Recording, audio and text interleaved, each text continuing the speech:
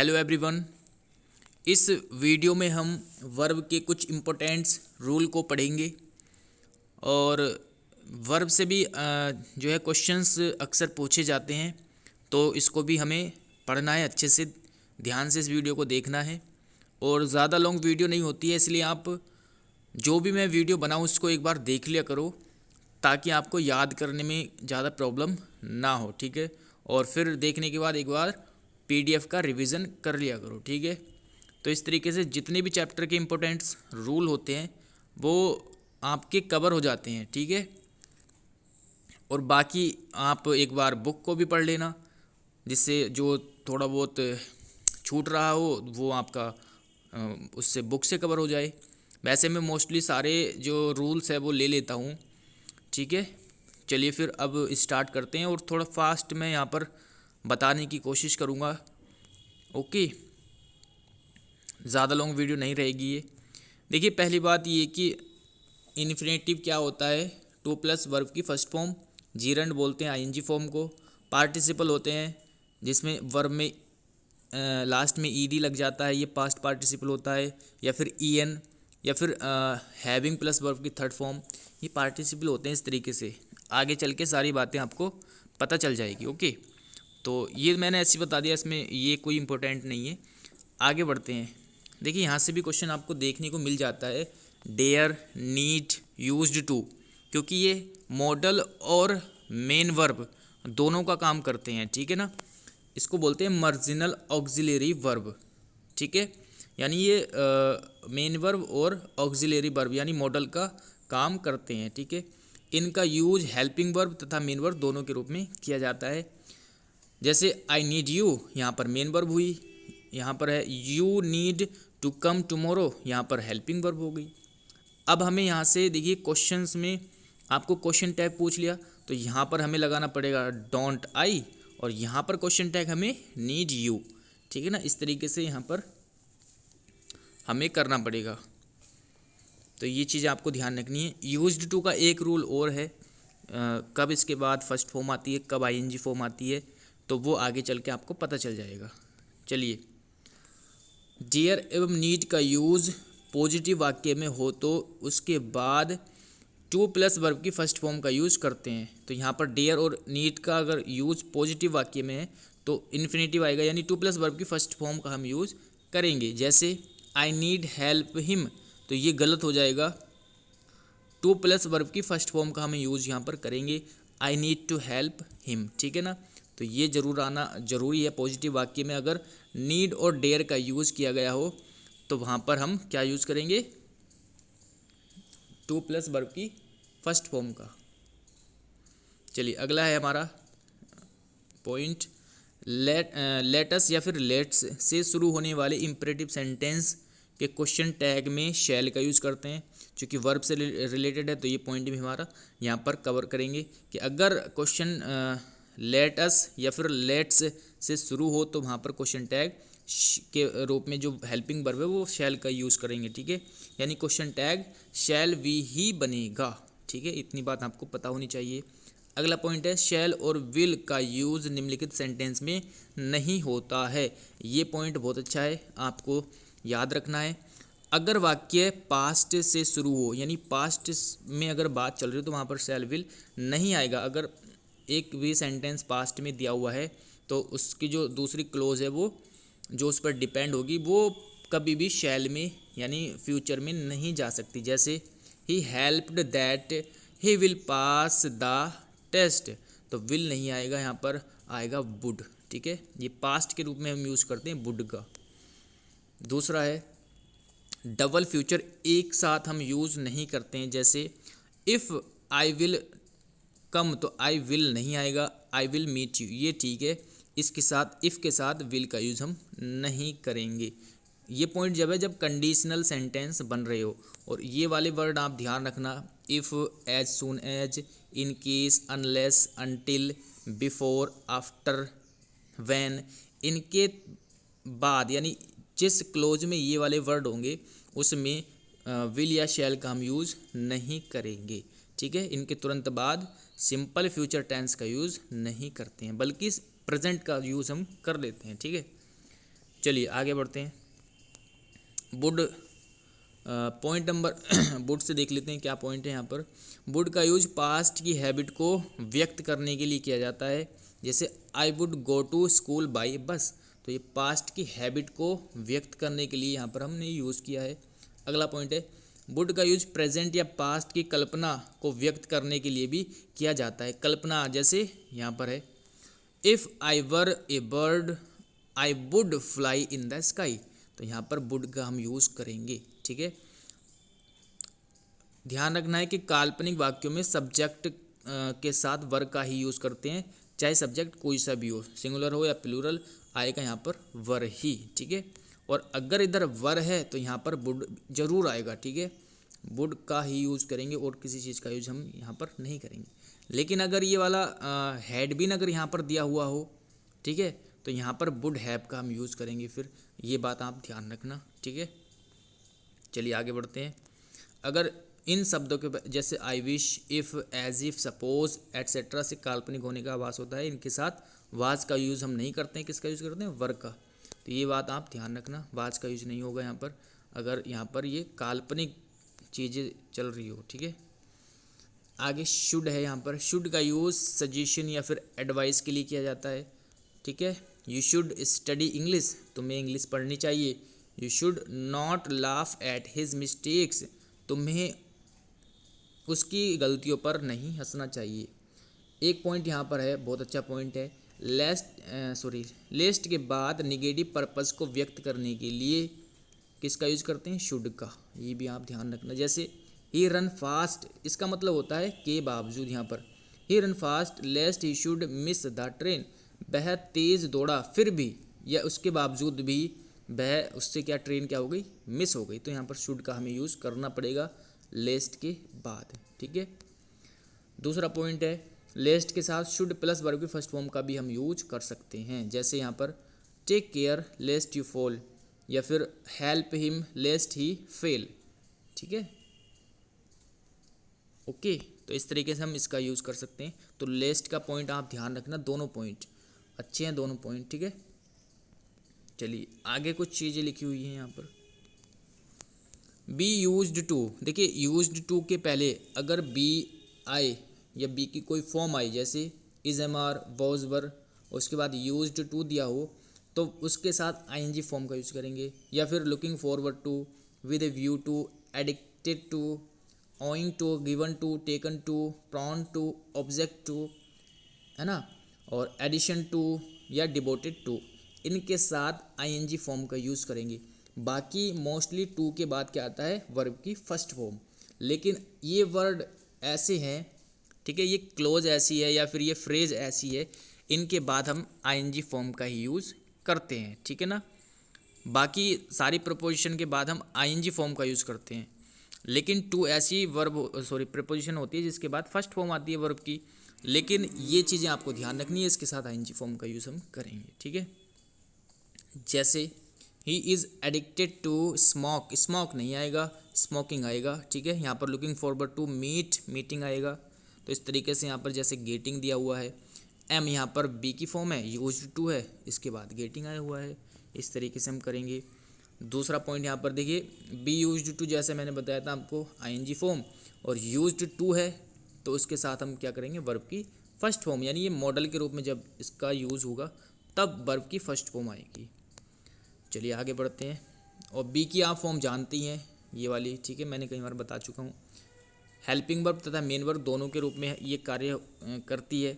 Helping verb आप देख सकते हैं, जैसे आई एम ए डॉक्टर, ये मेन वर्ब के रूप में मान सकते हैं आप इसको। ही वॉज वर्किंग हार्ड, ये हेल्पिंग वर्ब हुई यहाँ पर। ठीक है, और he has been to London, has क्या हो गई? हेल्पिंग वर्ब, तो ये मेन वर्ब हो गई बीन। ठीक है, ये भी बी का ही रूप है। नेक्स्ट है कुछ कन्फ्यूजिंग वर्ब्स है, ये बहुत इंपॉर्टेंट है, यहाँ से क्वेश्चन जो है काफ़ी पूछे जाते हैं। पहला है आपका, देखिए हैंग दो वर्ड होते हैं, वर्ब है दोनों। एक तो फांसी पर चढ़ाना, फांसी देना, एक होता है लटकाना या फिर टांगना। किसी चीज़ को लटका रहे हो या फिर टांग रहे हो तो एक वो होता है हैंग। ठीक है, जब फांसी देने की बात चल रही है तो वर्ब की सेकंड फॉर्म होगी हैंग्ड और थर्ड फॉर्म होगी हैंग्ड। ठीक है, और यहाँ पर लटकाने की बात चल रही है, टांगने की, तो हंग, और हंग होगी वर्ब की सेकंड फॉर्म और थर्ड फॉर्म। ठीक है, इस तरीके से ये जो वर्ब मैंने लिखी हुई है आप इसको पढ़ो। और यहाँ पर पहले नंबर पर फर्स्ट फॉर्म है और मीनिंग लिखा हुआ है, दूसरे पर सेकंड फॉर्म है, तीसरे पर थर्ड फॉर्म है। ये वाली आप ध्यान रखना, पढ़ो अच्छे से यहाँ पर वीडियो पॉज करके। ठीक है, और फेल की आप फेल, फॉल, फेल ये करना, फाइंड, फाउंड ये करना याद, जितनी मैंने लिखी हुई है वो सारी याद करना, राइज, रेज। ठीक है, इसमें बहुत कन्फ्यूजन होता है और यहाँ से क्वेश्चन आता ही है। ठीक है, फ्लाई, फ्लो ये चीज़ें आप करना। नीचे कुछ वर्ड दिए हुए हैं, मतलब पढ़ने में जो है होमोनिम्स आप बोल सकते हैं, ये प्रोनाउंसिएशन में ये सेम होते हैं लेकिन थोड़ी बहुत स्पेलिंग अलग होती है, उसी से इनका मीनिंग चेंज हो जाता है। जैसे अडोप्ट, अडेप्ट, अडेप्ट। ठीक है, तो इनका मीनिंग क्या है देखिए, अडोप्ट मीन्स गोद लेना, अडेप्ट मतलब अपने आप को किसी चीज़ के अकॉर्डिंग परिवर्तित करना, और अडेप्ट हो जाएगा यहाँ पर ई वाला निपुण, यानी दक्ष होना, कुशल होना, स्किल्ड होना। ठीक है, तो इस तरीके से आप ये याद करो ये वाले पेयर। ठीक है, जितने भी लिखे हुए हैं सारे, इसमें समझाने की कोई बात है ही नहीं है। ठीक है ना, ये चीज़ें आप याद करो, अच्छे से पढ़ो इसको। ओके, ये वर्ब बहुत इंपॉर्टेंट है, यहाँ से क्वेश्चन बनते रहते हैं।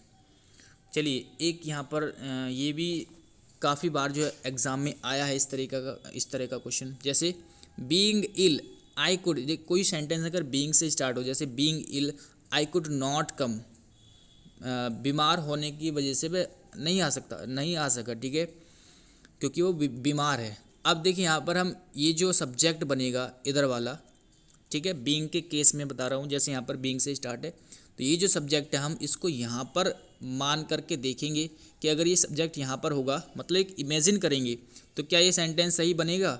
जैसे आई बीइंग इल, बिल्कुल हाँ, आई बीइंग इल, बीमार है वो। ठीक है, आई बीइंग, तो ये बिल्कुल यहाँ पर परफेक्ट बैठ रहा है, तो ये सेंटेंस यहाँ पर सही है। ठीक है, यहाँ पर कुछ ऐड करने की आवश्यकता नहीं है। लेकिन अगर यहाँ पर लिखा हुआ है being a rainy day I could not कम, तो बीइंग ए रेनी डे, बरसात की वजह से वह नहीं आया। ठीक है, तो अब यहाँ पर इमेजिन करके देखो, आई यहाँ पर है, तो I being a rainy day क्या हो जाएगा कि मैं एक बरसात का दिन हूँ, नहीं होगा ना यहाँ पर, तो इसलिए यहाँ पर हमें सब्जेक्ट देना पड़े।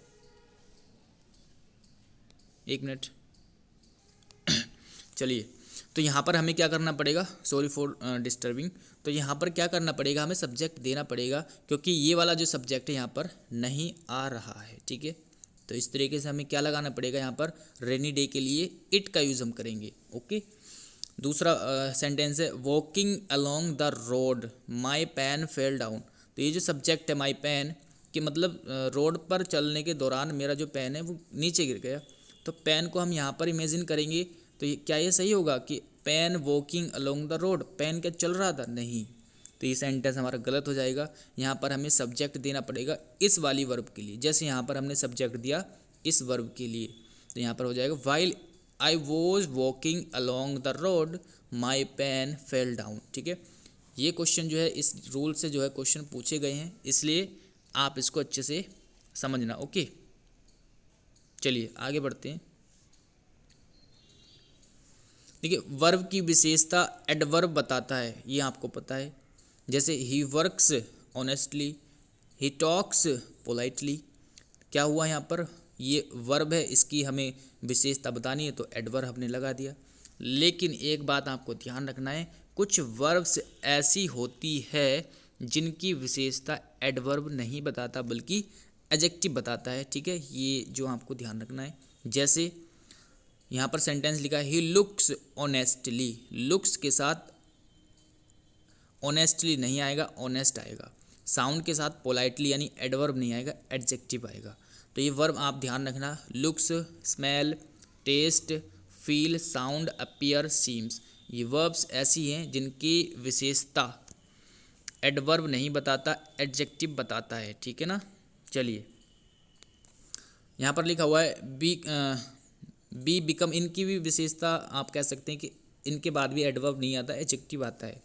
बी, बिकम, टर्न, ग्रो, ठीक है, कीप, गेट, मेक, प्रूव, इनके बाद भी क्या आता है, एडवर्ब नहीं आता, एडजेक्टिव आता है। जैसे when he heard the news he become sad, तो इनके बाद भी क्या आया यहाँ पर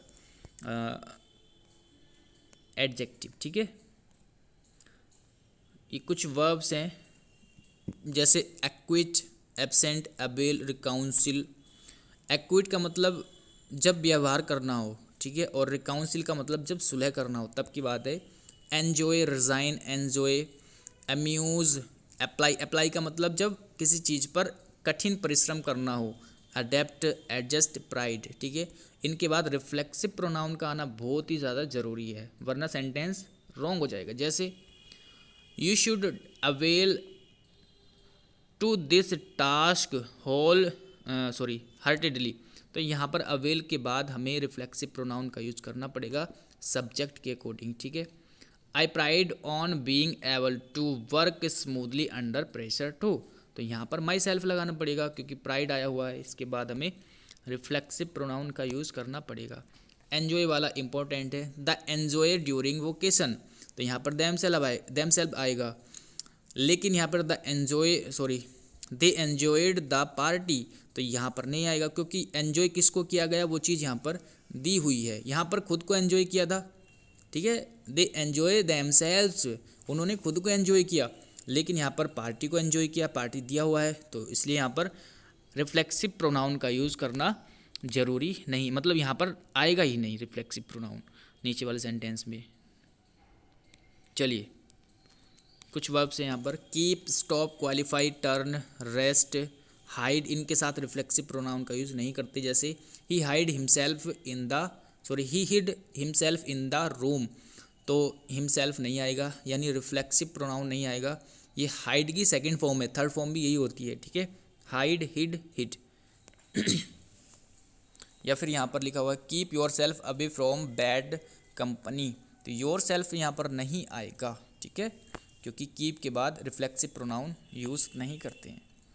अगला हमारा पॉइंट है, जब किसी नाउन जैसे बेड, पेन एट्सेट्रा को कोई इन्फिनेटिव यानी टू स्लीप, टू राइट, जैसे बेड दिया हुआ है या फिर पेन दिया हुआ है, कोई भी नाउन दिया हुआ है, उसको टू स्लीप, बेड मतलब के साथ टू स्लीप, पेन के साथ टू राइट एट्सेट्रा क्वालिफाई करे तो इन्फिनेटिव के बाद प्रपोजिशन इन विद का यूज़ हम करते हैं। कैसे कहने के जा रहा है, जैसे यहाँ पर the poor had no bed. तो यहाँ पर बेड की बात चल रही है।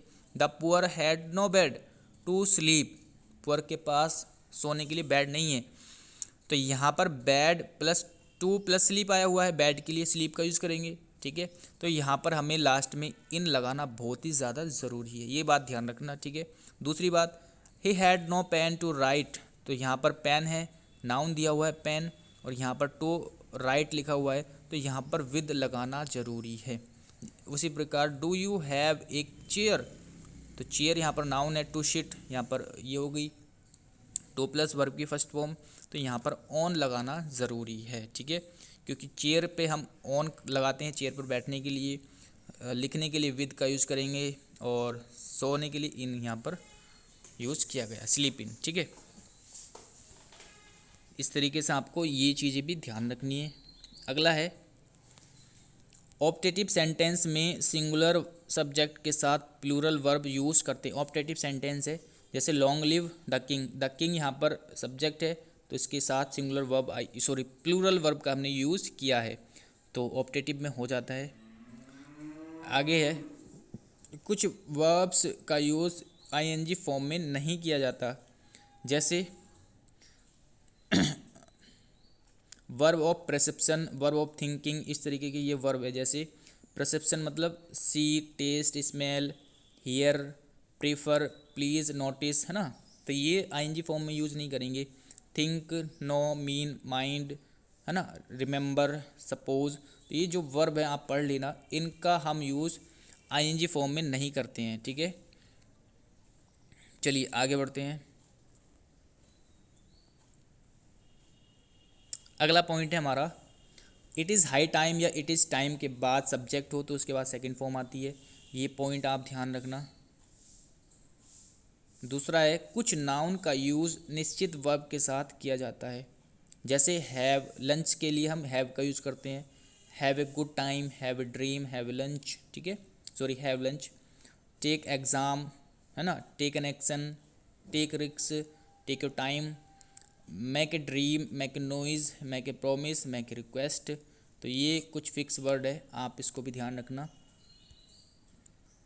नेक्स्ट है, इन वर्ब्स के ऑब्जेक्ट के बाद टू प्लस वर्ब की फर्स्ट फॉर्म इन्फिनेटिव का यूज़ नहीं होता है, जैसे advice, invite, allow, require, order, remind, ask, permit, encourage. इनके बाद टू प्लस वर्ब की फर्स्ट फॉर्म का यूज़ करेंगे, जैसे शी एडवाइज्ड मी रीड माइंडली। तो यहाँ पर टू का यूज़ हम करेंगे। ओके, चलिए आगे बढ़ते हैं।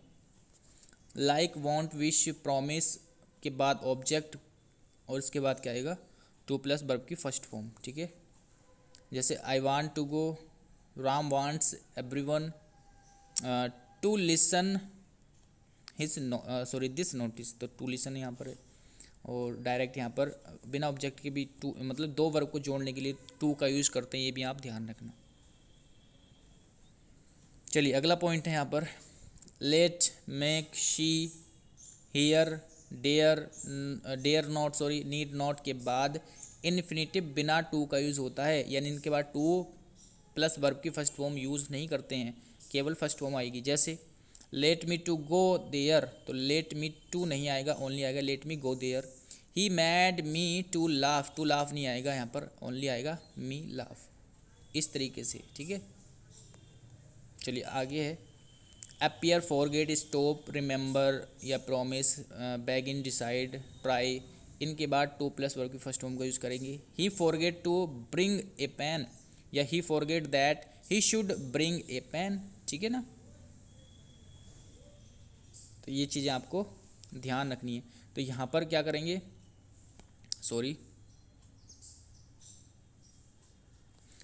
ऊपर वाला सेंटेंस सही है, नीचे वाला क्या है, रॉन्ग। यानी यहाँ पर इस तरीके से हम लिखेंगे, he forget to bring pen, to plus verb की फर्स्ट फॉर्म आएगी फॉरगेट के साथ। ठीक है ना, दैट वगैरह ये कुछ नहीं आएगा। ओके, चलिए आगे बढ़ते हैं। Know plus how, where, when, why, और उसके इस तरह का स्ट्रक्चर मिले तो यहाँ पर भी टू प्लस वर्ब की फर्स्ट फॉर्म का यूज़ करेंगे। जैसे मतलब आपको इस तरीके से मिलेगा, नो के साथ आपको अभी एग्जाम्पल देखते हैं किस तरीके से सेंटेंस मिलेगा आपको। I know to play the harmonium, यहाँ पर लिखा हुआ है, नो है, उसके बाद टू प्लस वर्ब की फर्स्ट फॉर्म अगर आपको मिले तो यहाँ पर हम सेंटेंस के अकॉर्डिंग इन वर्ड का यूज़ करेंगे, ये ध्यान रखना आपको। तो यहाँ पर I know how to play the harmonium, ये हाउ यूज़ हम यहाँ पर करेंगे। ठीक है ना, पजेसिव एडजेक्टिव के बाद जीरंड का यूज़ करते हैं, या फिर जीरंड से पहले पजेसिव एडजेक्टिव का यूज़ हम करते हैं। जैसे we should not mind his come late, come late नहीं होगा, कमिंग लेट होगा। ठीक है, और यहाँ पर कमिंग लेट, कमिंग है तो यहाँ पर हम ऑब्जेक्ट वगैरह कुछ नहीं लगा सकते, केवल पजेसिव एडजेक्टिव का ही हम यूज़ करेंगे। ठीक है, चलिए आगे है, जब एक काम होने के बाद दूसरा काम शुरू हो तो वहाँ परफेक्ट पार्टिसिपल यानी हैविंग प्लस वर्ब की थर्ड फॉर्म का यूज़ हम करते हैं। जैसे taking tea, I went out the house, कहने का मतलब ये कि एक काम ख़त्म, उसने चाय पीने के बाद वह I went out the house, वह घर से बाहर चला गया, यानी एक काम ख़त्म हुआ दूसरा एक्शन शुरू हो गया। तो यहाँ पर हम परफेक्ट पार्टिसिपल, परफेक्ट का मतलब हैविंग प्लस वर्ब की थर्ड फॉर्म आनी चाहिए, तो आएगा यहाँ पर हैविंग टेकन टी, क्या आएगा, having taken T I went out the house. इस तरीके से हम यहाँ पर करेंगे क्योंकि यहाँ पर एक काम खत्म होने के बाद दूसरा काम शुरू हुआ है। ठीक है ना, लेकिन पैसिव वॉइस अगर हो तो वहाँ पर हम यूज़ करेंगे हैविंग प्लस बीन का यूज़ करेंगे। Having deserted bye her husband she committed suicide, तो यहाँ पर क्या आएगा, बीन आएगा। ठीक है, क्योंकि ये पैसिव वॉइस का हमें ऐसे पता चल रहा है कि उसके पति ने, मतलब उसके पति के द्वारा छोड़े जाने पर, उसको छोड़ दिया उसने, तो उसने क्या किया, कमिट यानी सुसाइड का कमिट कर लिया। ठीक है ना, कि सुसाइड करने का निश्चय कर लिया उसने। तो इस तरीके से हम समझना पड़ेगा हमें कि पैसिव वॉइस यहाँ पर बनेगा या फिर ये एक्टिव वॉइस बनेगा, इस तरीके से हम यहाँ पर यूज़ करेंगे। तो ये था हमारा वर्ब का चैप्टर। ठीक है, तो मैंने इसमें मोस्टली लगभग काफ़ी सारे रूल्स यानी लगभग सारे रूल लिए हैं। ओके, मिलते हैं नेक्स्ट वीडियो में।